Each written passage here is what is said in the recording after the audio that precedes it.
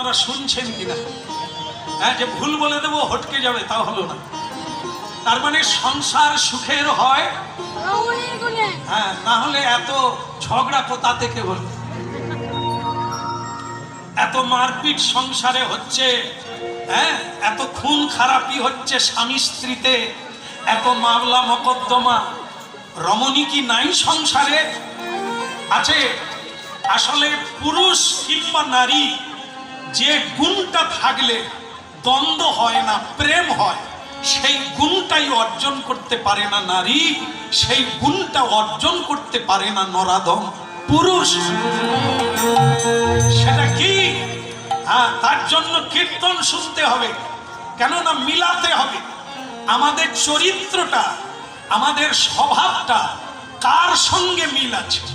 কোন যোগী ঋষি, কোন মহাত্মা, কোন মহিষী নারী কার সঙ্গে মিল আছে? না কোনো ডাকিনী যোগিনী, না ঝগড়াটে, না কুলোটা, না দ্বিচারিণী, কার সঙ্গে মিল আছে এটা মিলাতে হবে, তবে তো পাবেন নিজেকে খুঁজে। সংসার সুখের হয় রমণীর গুণে। মা সারদা দেবী বলছে আমাদের বর্ণ পরিচয়ে 3টে স আছে। আমি লেখাপড়া জানি না, আপনারা বলতে পারেন কি কি স? হয়তো বলছে দন্ত স, মধ্য স, তালব স।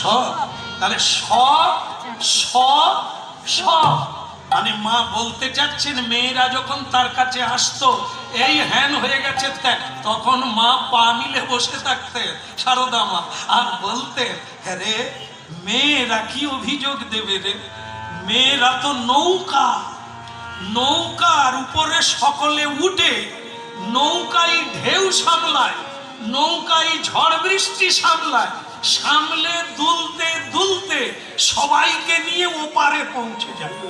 তা তোরা মেয়েরা, মেয়েরা তো সহ্য কর, সহ্য কর, সহ্য কর, যেই সয়। হ্যাঁ, আপনারা বলুন নাহলে বিপদ আছে। যেই সয় আর যে সয় না, আর বলার কিছু লাগে না।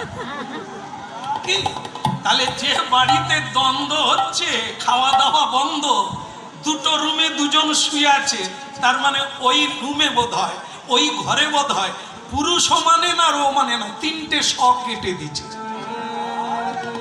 কারণ এখন যারা বিয়ে করে, এখন তো আগের মতো আর পিড়িতে বসে দেখতে আসে না, এখন যে যার দেখে নেয়, যে যার ম্যানেজ করে, অনেক দিন আগের থেকে দেখে নেয়, পরে আর তাদেরই বিপদ বেশি হচ্ছে। আজকে বে কালকে শেষ। আর যারা আগে স্বামীকেও দেখেনি, স্বামী বউকেও দেখে, বিয়ের দিনে বিয়ে হয়ে গেছে, তারা আজও টিকে আছে। তারা সাদা মাথায় সিঁদুর, আমি যদি ভুল বলি আপনারা দেখে নেন আশেপাশে যেগুলো আছে। একটা মেয়ে গতকাল কীর্তনের শেষে প্রণাম করতে আসছে, প্রণাম করছে, কুমারী মেয়ে, বলে আপনি একটু আমার মাথায় হাত দেন। কেন, মাথায় কি হচ্ছে? বলে গোলমাল, কালকে আমার বিবাহ দিন আছে, বিয়ে হবে, আপনি আশীর্বাদ করেন, এটা 4 নম্বর বিয়ে। আমি তো কিছুক্ষণ তার দিকে তাকিয়েই থাকি, কি বলে তার 4 নম্বর বিয়ে? আরে কেন রে মা, তোমার এত নম্বর কেন? সব আছে না গেছে, মরে গেছে না বেঁচে আছে? না, মিলে না। তাহলে মা আবার কবে দেখা হবে? 5 নম্বরের আশীর্বাদ হবে। আমি মা, আমি তোমাকে একটা মাদলি দিচ্ছি, তুমি নাও মা, তোমার কাজ হয়ে যাবে, আর 5 নম্বর লাগবে না। সেটা কি? তুমি একটু হরিনাম করো মা, একটু মহাভারত, গীতা, একটু রামায়ণ পড়ো, নারী চরিত্র কি এটা একটু পড়তে হবে, এটা একটু শুনতে হবে। কেমন?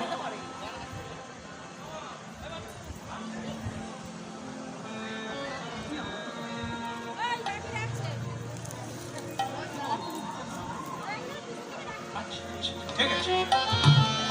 বলো রাধা রমন কি? তাহলে যে কথা হচ্ছিল ওটা কি? ওটা হচ্ছে, যাই হোক, দেখেন মা, আমার মা, আপনাদের চরণে প্রণাম। হরিনাম শুনুন। মহিষী আর মহাপুরুষদের সঙ্গে যদি না মিলে, অচিরেই মিলাবার চেষ্টা করুন। এক নারী জগৎকে রক্ষা করতে পারে। আজকে সে কথাই বলুন। এই জন্য রামচন্দ্র বলেছিলেন সীতাকে যে সীতা, সংসার সুখে রয় রমণীর গুণে, কিন্তু সেটা কোন গুণ?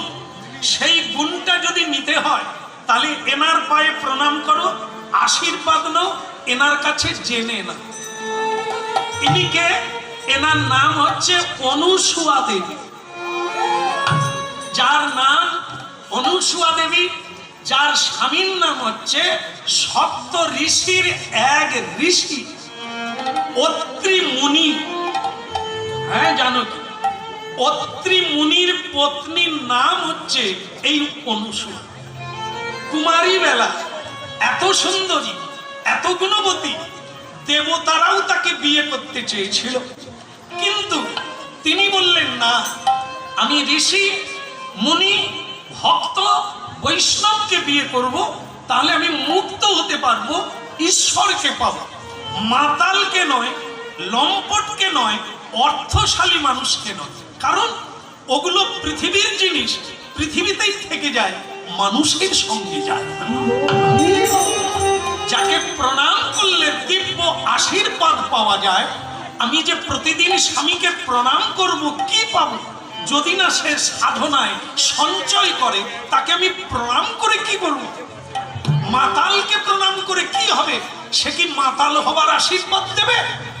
এই জন্য আশীর্বাদ তিনি দিতে পারেন যিনি ভগবত ভক্তি সঞ্চয় করেছেন। এই জন্য অনুসুয়া দেবী অত্রি মুনিকে বিয়ে করেছিলেন। সেই অত্রি মুনির পত্নীর নাম অনুসুয়া। শ্রী রামচন্দ্র বনবাসকালে অত্রি মুনির গৃহে উঠেছিলেন, তার ভজন কুটিরে প্রণাম করেছিলেন এই অনুসুয়া মা। আজকে দেবশ্রী নারদ সেই অনুসুয়া দেবীকে দেখলেন যে তিনি ফুল তুলে নিয়ে হরিনাম গাইতে গাইতে বাড়ি।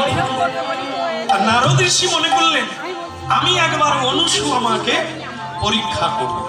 হরিনাম গাইতে গাইতে বৃদ্ধ ব্রাহ্মণের বেশ ধারণ করে অনুসুয়া মায়ের বাড়িতে ধাওয়া হল। হরি বল, হরি বল, বল দে বল দে খদি বল দে,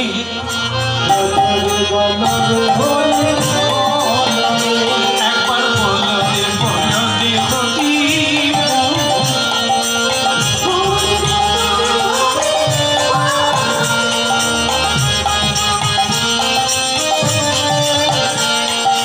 হরি বল দে, হরি বল দে, হরি বল দে, হরি বল দে, বল দে বল দে,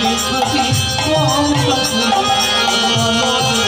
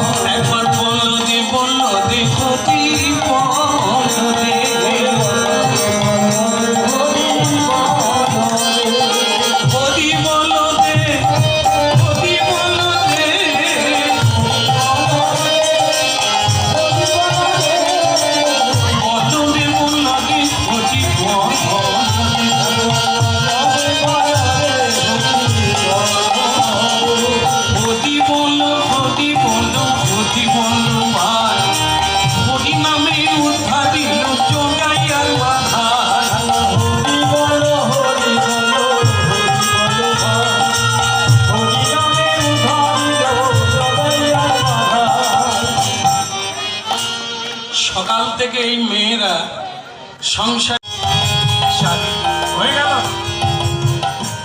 চারিদিকে জল, উপর থেকে পুষ্প বৃষ্টি হলো, হরিধ্বনি উলুধ্বনি ভরে উঠলো চারিদিকে।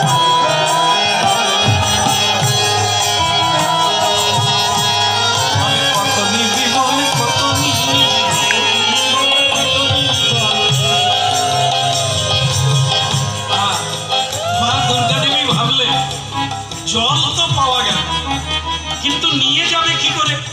কোনো পাত্র নেই। তারপর আবার একটা পা কেটে দিয়েছে, ওর স্বামী মরবেই। কিন্তু এই মানে কি বলবো, নর্মদা ভগবান যাকে বুদ্ধি দেবে, দেবদেবী যার সহায় হবে,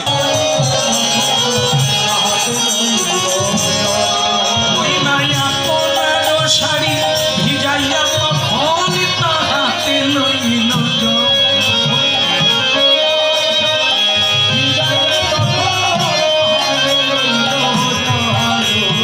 চারিদিকে জলে করে কলম, কত নিবি বলে কত নিবি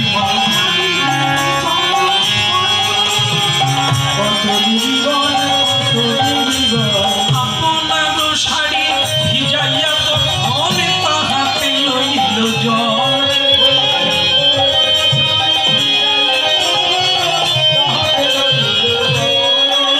আমি এনেছি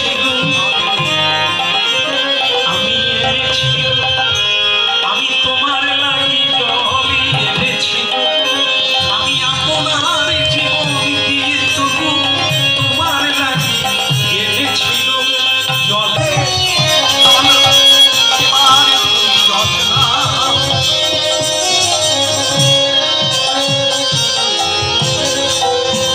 নর্মদা এ কি করেছো?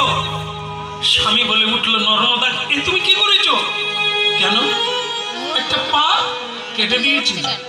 হ্যাঁ, এক বুড়িমা এসে বলল জল দিতে পারি, পা কেটে দিতে হবে, দিয়ে দিচ্ছি। খাও স্বামী, তুমি জল খেয়ে প্রাণ ধারণ করো, জীবন ধারণ করো, সেই তো আমার প্রাণ, তুমি তো আমার প্রাণ, আমার পা লাগবে না। কিন্তু তুমি যে গাড়ি টানতে, তোমার দ্বারা তো তীর্থে স্নান করতে পারতাম, এখন কি করে হবে?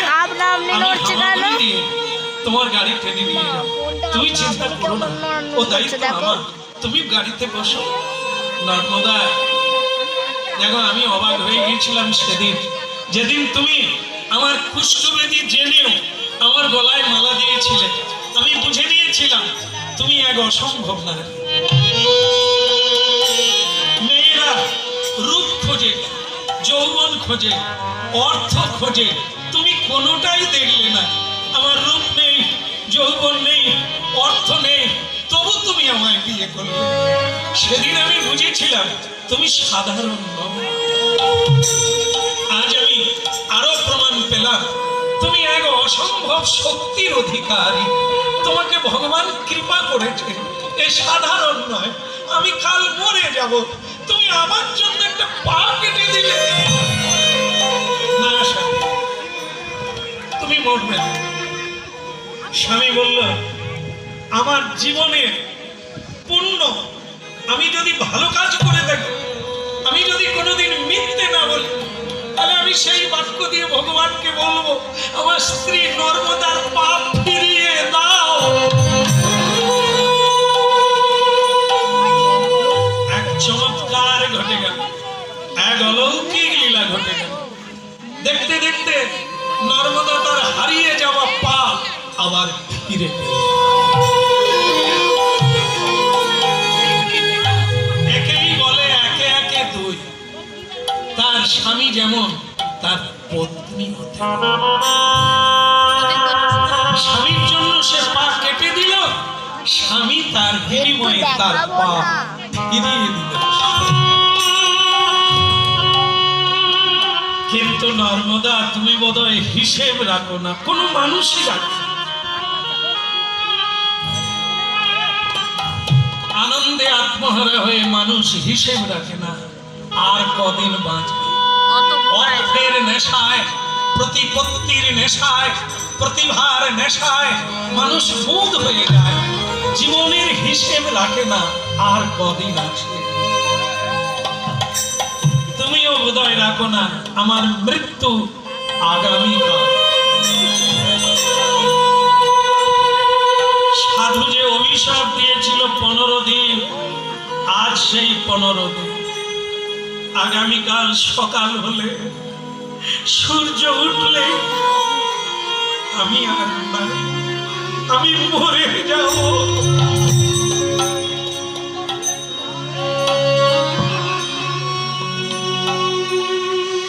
স্বামী, আমি কথা দিলাম, আমি কথা দিলাম, আগামীকাল সূর্য উঠলেই যদি তুমি মারা যাও, তাহলে আমিও, আমার যদি পুণ্য থাকে, তোমাকেই যদি দেবতার জ্ঞানে সেবা করি, তাহলে সেই পুণ্য দিয়ে আমিও বললাম আগামীকাল সূর্য উঠবে না। এই ছিল ভারতীয় ইতিহাসে পুরাকালে এমন দিন এসেছিল, এই সতী নারী মহাশক্তিময়ী, যিনি